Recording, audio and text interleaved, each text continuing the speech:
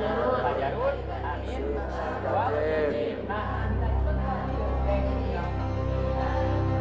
Saya alumni pesantren Tebu Ireng. Nama anak saya Luluul Atika. Dia minta mondok, gimana minjanya dibebankan, ya udah. Di pesantren buat saya masa-masa yang paling indah.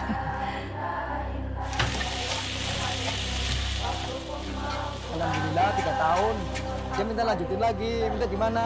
Di Jombang, dia Nanyar. Langsung daftar lagi saya ke sono. Sampai sekarang kelas 3 SMA itu.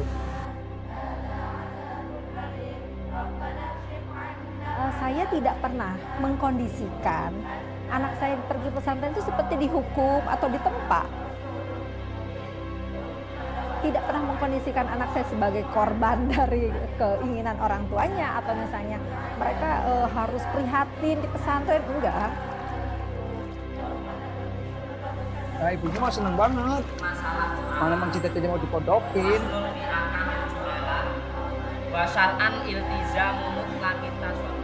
Buat saya pendidikan dasar itu penting sekali. Jadi saya tidak memberikan kebebasan ke anak-anak untuk memilih. Karena saya harus memilih yang terbaik buat mereka di pendidikan dasar. Kita butuh pendekatan lebih ekstra kepada para wali santri ketika banyak dari wali santri yang benar-benar belum mengetahui tentang pesantren. Kalau saya, kenapa tega memesantrenkan anak di usia tersebut? Sebenarnya bukan masalah tega, justru karena saking sayangnya.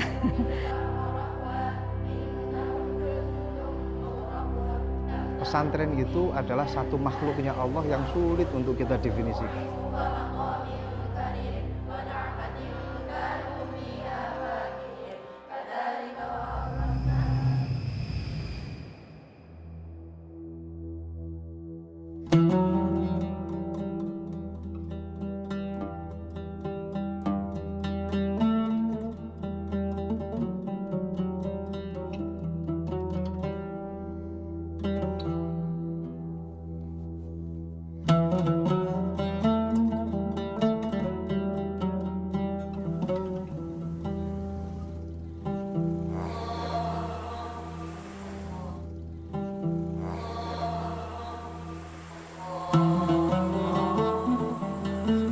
Rukun pesantren artinya yang harus ada di dalam pondok pesantren tentu adalah kitab kuning dan kiai.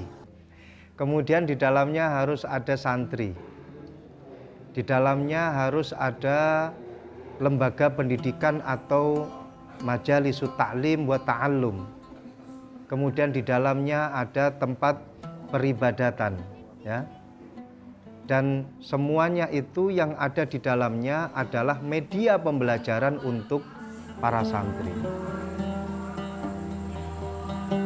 Pesantren itu kalau menurut undang-undang itu kan sebuah tempat ya, institusi di mana para santri itu belajar kepada kiai secara sistematis ya.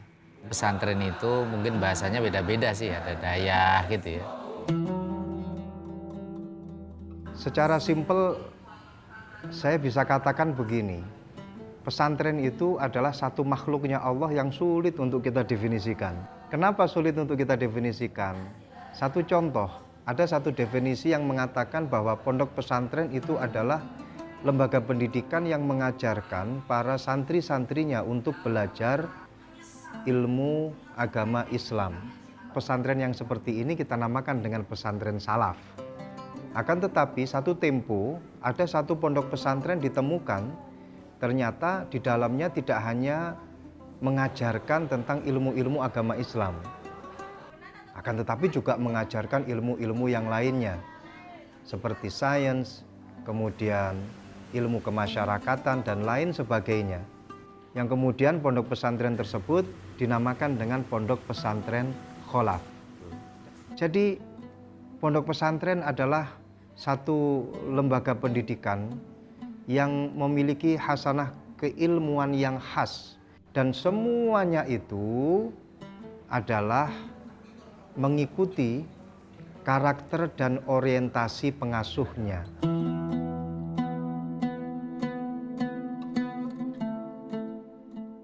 Pada abad 14 ketika Ibnu Battuta datang ke Nusantara, tradisi institusi pendidikan Islam yang mungkin pada saat itu namanya belum pesantren itu sudah berkembang. Karena pesantren sendiri ini kan maknanya pesantrian ya. Tentu kita sejak kapan tahunnya ini harus dilakukan penelitian lebih lanjut. Tetapi yang jelas tradisi ini sudah ada sejak ratusan tahun yang lalu. Pada masa Wali Songo, pada masa Pra-Wali Songo, tetapi mungkin dengan nama yang lain. Di sana disinggung sedikit tentang hidupnya tradisi keilmuan yang telah berkembang. Yang kedua adalah manuskrip-manuskrip, arsip-arsip kuno, naskah-naskah tua tulis tangan. Misalkan yang di Jawa sendiri ada naskah Handbook Van Bonang yang itu dinisbatkan kepada ajarannya Sunan Bonang ya, ditulis dalam aksara Jawa dan isinya banyak sekali merupakan serapan dari ajaran kitab Ihya Ulumuddin karangannya Imam Ghazali.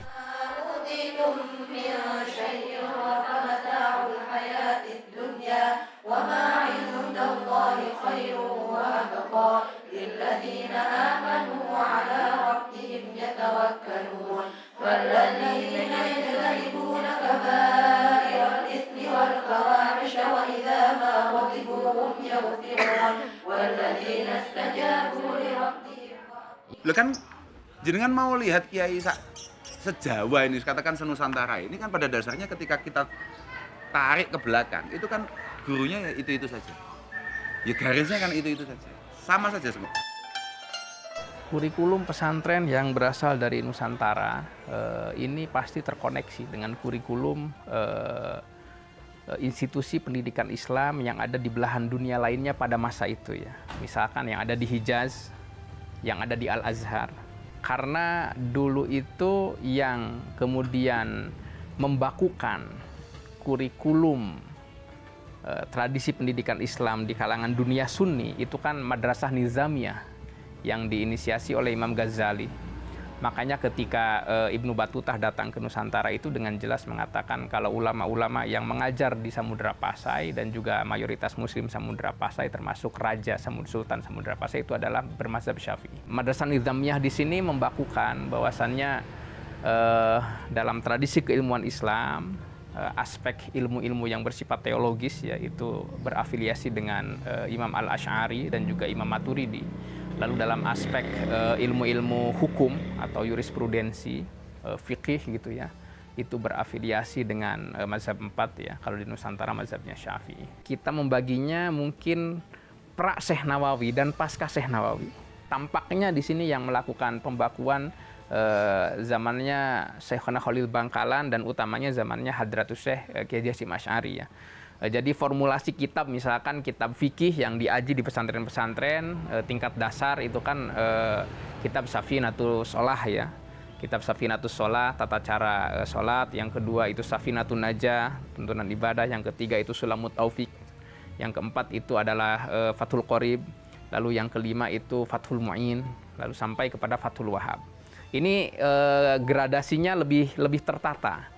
Jadi gradasinya tingkatannya itu memang mulus lah ya, tingkatannya itu sangat sesuai. Dan Syekh Nawawi Banten di sini menulis semacam syarah atau penjelasan terhadap kitab-kitab ini ya.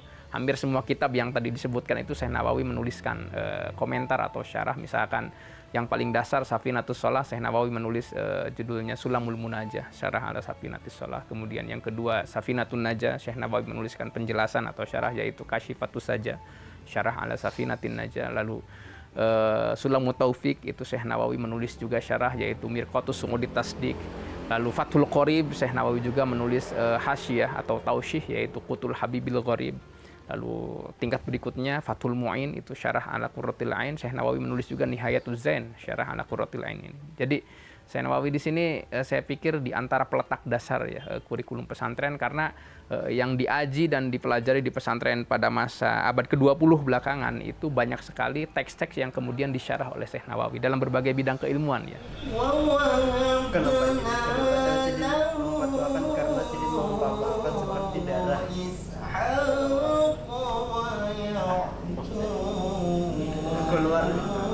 keluar api itu seperti darah.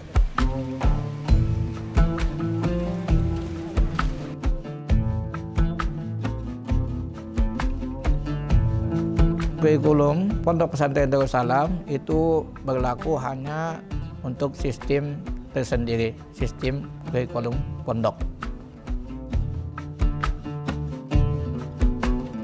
Ya memang ada yang istilahnya santri kalong, tempat belajarnya aja di Pondok Pesantren Darussalam ini, adapun menginapnya di luar pondok, seperti rumah-rumah yang disediakan oleh masyarakat.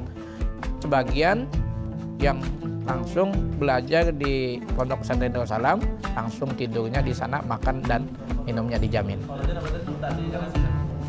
Mengenai tantangan dengan adanya istilahnya globalisasi, berbagai macam teknologi yang mungkin itu menjadi hambatan bagi santri untuk meningkatkan pelajarannya dengan adanya macam-macam seperti HP dan lainnya.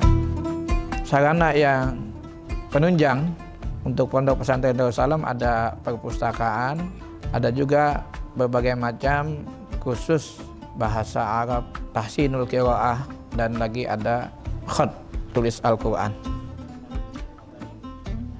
Dari Pondok Pesantren Darussalam ada mendirikan berupa koperasi Pondok Pesantren Darussalam, ada kantin, ada toko kitab, toko baju seragam.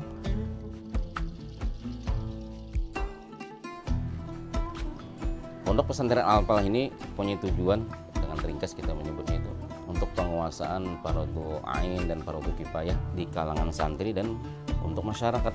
Idnya di sini ada tanwinnya, disebut tanwin iwad. Pembelajarannya pun mengembangkan dari yang tujuan tadi, yang berakidah Ahlus Sunnah wal Jamaah.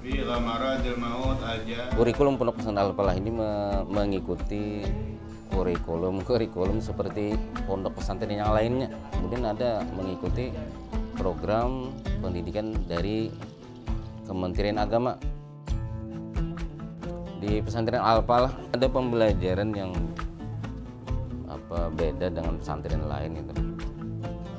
Bedanya itu mungkin di Al-Falah ini banyak program khusus gitu, nah seperti program Amsilati, pembelajaran kitab kuning.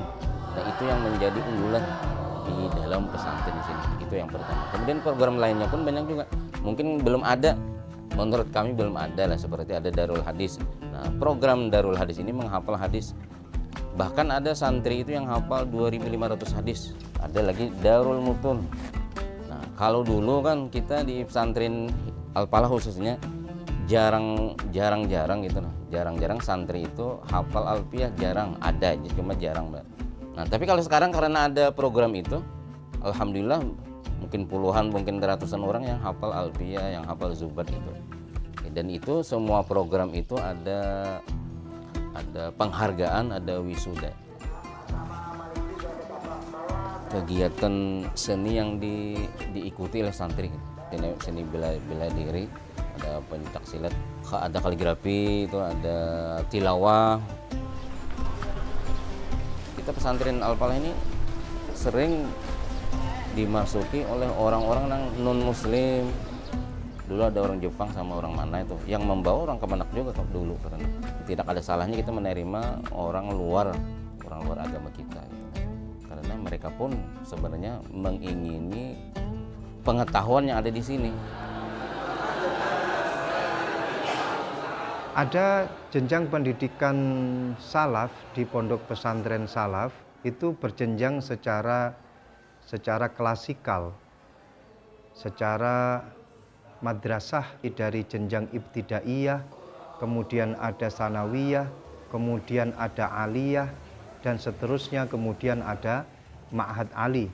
Tentu setiap pondok pesantren ini memiliki kekhasan tersendiri dalam memberikan jenjang pendidikan kepada santri-santrinya. Ada satu sebutan lembaga pendidikan atau unit pendidikan yang ada di pondok pesantren, itu kemudian dinamakan dengan syawir atau musyawarah. Wa arkanuha arba'atun ijmalan. Al-awwalu al-aqid. Memilih bahwasanya pengarangnya adalah akad jualah. Karena akad jualah, transaksi jualah ini ketika tidak memenuhi syarat yakni samannya harus maklum tadi. Ketika sudah majhul berarti ya sudah fasidah juga. Lah kami memiliki penawaran baru, kita bawa ke Arya. Mahat Ali itu manfaatnya banyak sekali. Antara lain kita lebih terstruktur ya, artinya klasifikasi anak itu lebih terstruktur. Dulu ketika kita sudah selesai sarawiyah, kemudian kita musyawarah, sifatnya kan ya yang pengen belajar apa ya monggo belajar ini, yang pengen belajar ini monggo belajar ini, yang begitu. Kalau sekarang kan dengan adanya Mahat Ali itu, kemudian mereka bisa menentukan saya mau fokus kemana, saya mau ambil apa. Karena ada beberapa anak itu memang ahli di bidangnya masing-masing. Misalnya ada anak itu memang suka kalau bahas fikih, misalnya anak itu suka kalau bahas hadis, misalnya anak itu suka kalau bahas tafsir, itu kan bisa dia kan bisa milih sekarang.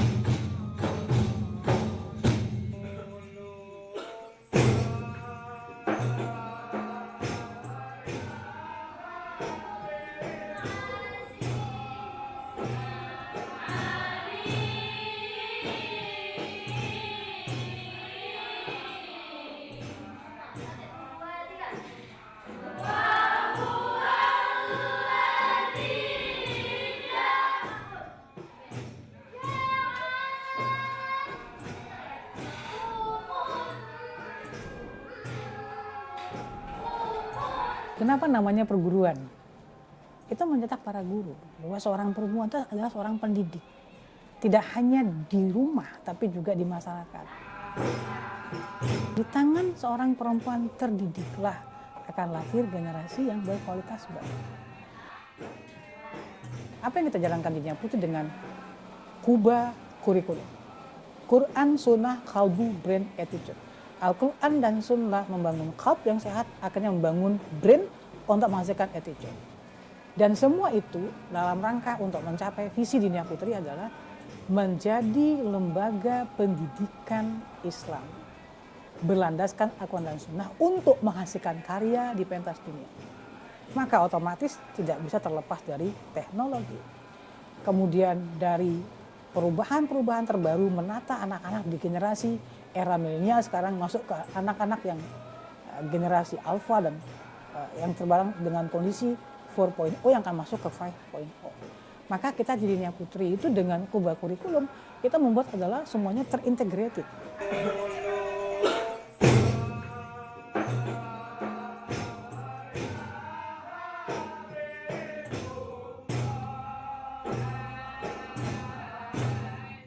Misalnya belajar agama dulu kan membahasnya itu persoalan-persoalan yang ada di buku. Gitu ya. Kalau sekarang online Zoom dengan ulama, dengan syekh gimana gitu. Apa sekarang yang terjadi menjadi isu krusial, masalah keberagamaan, masalah apakah masalah toleransi kah, apakah masalah khilafiyah kah, atau masalah yang sekarang ini kita hadapi yang munculnya macam-macam, ada cryptocurrency dan lain-lain gitu. Apa sih masalahnya? Maka nanti para ulama akan cerita via Zoom kepada anak-anak. Ini loh sekarang masalahnya yang kalian harus tahu gitu. Lalu mereka mulai pikirnya seperti apa. Jadi kita melakukan lompatan memang, terutama setelah pandemi ini dalam sistem pembelajaran. Dengan Kuba ini kita melaksanakan project based learning. Semua mata pelajaran ada project. Kita tidak sekedar fokus kepada kemampuan anak untuk menghafal. Jadi dengan project mereka menghasilkan sesuatu. Temuan sains teknologi, kosmetik, obat-obat, kemudian pupuk, sampai alat teknologi, elektronik, sampai robot, sampai semua yang berkaitan untuk menjadikan solusi bagi persoalan kehidupan.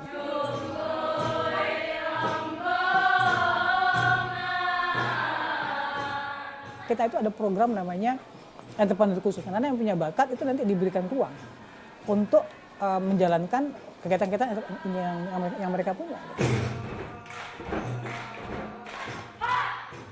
Yang bisa bikin produk, maka menyiapkan untuk bisa beraktivitas dengan itu. Jadi kita punya buka ruang namanya Khadijah Entrepreneur.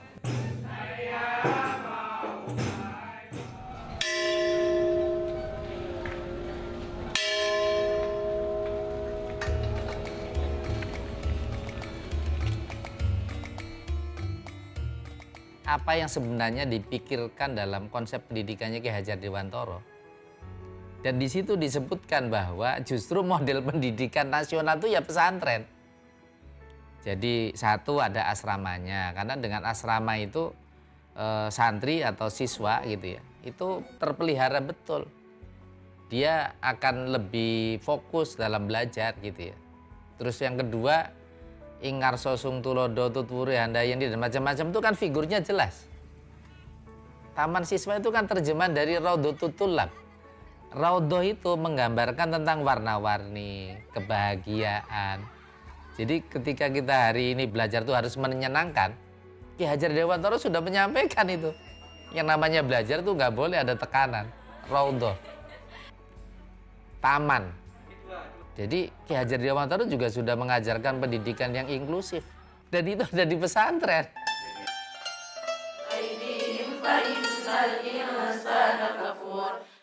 Di dalam pesantren itu merupakan cerminan bermasyarakat secara kecil. Kita sangat mudah untuk menerima perbedaan ya karena kita memang dari kecil kita kumpul bareng dengan orang yang berbeda-beda. Kita tidak akan pernah memaksa orang lain sama dengan kita ya karena memang kita sudah tumbuh di antara orang-orang yang berbeda. Beda gaya, beda bahasa, beda cita-cita, dan lain sebagainya. Kemudian dijadikan satu, dirangkum menjadi satu. Ya yang jelas kita semakin mengerti betapa pentingnya, betapa luar biasanya hikmah di balik perbedaan itu. Dan kita bersyukur bahwa pada saat itu kita bisa belajar di sebuah pesantren yang diikuti oleh berbagai suku dan berbagai pulau. Sehingga tentu saja menjadi ajang perkenalan dan pada akhirnya akan menjadi persahabatan yang mengesankan ya. Dari berbagai wilayah Indonesia. Apa yang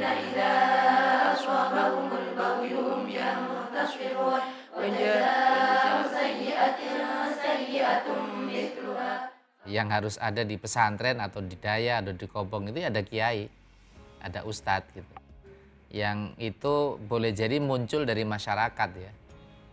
Dia tidak punya SK gitu, tapi dipanggil kiai gitu kan. Kiai pesantren itu orang yang memudahkan santri untuk belajar, memudahkan santri untuk mengaji, memudahkan santri untuk mengembangkan diri, juga memudahkan masyarakat untuk mengenal Islam. Adalah keikhlasannya ya di dalam mengajar, membaca kitab-kitab yang beliau kuasai dan kemudian diajarkan kepada santri-santrinya, dan beliau konsisten sekali dengan kitab-kitab yang diajarkan itu untuk dalam mengajarkannya kepada santri maupun dengan pengamalannya dalam kehidupan sehari-hari, sehingga kita melihat bahwa apa yang dilakukan oleh kiai-kiai kita adalah ekspresi pengamalan dari isi kitab-kitab yang diajarkan kepada kita itu. Mungkin yang paling penting adalah bagaimana mencetak anak-anak itu benar-benar memiliki adabiah yang baik, memiliki etika yang baik, sekaligus dia selalu berusaha untuk melakukan segala sesuatunya secara ilmiah. لهم عذاب أليم ولمن صبر وغفر إن ذلك لمن عزم الأمور. Anak saya udah hafal Al-Quran, bisa ngajarin orang tuanya di kampung. Jadi kalau orang tuanya baca Al-Quran salah ya dibetulin sama anaknya. Alhamdulillah anaknya baik, pintar, jadi juga sopan. Dalam satu waktu beradaptasi dengan sekian banyak orang dengan karakter yang sangat berbeda-beda, itu kan latihan bagaimana di kehidupan mereka nanti kelak, itu kan di dunia nyatanya mereka nanti akan berhadapan dengan orang yang sangat berbeda-beda. Apapun yang terjadi itu tidak tergantung terhadap orang lain, siapapun mereka, tapi tergantung diri kita sendiri.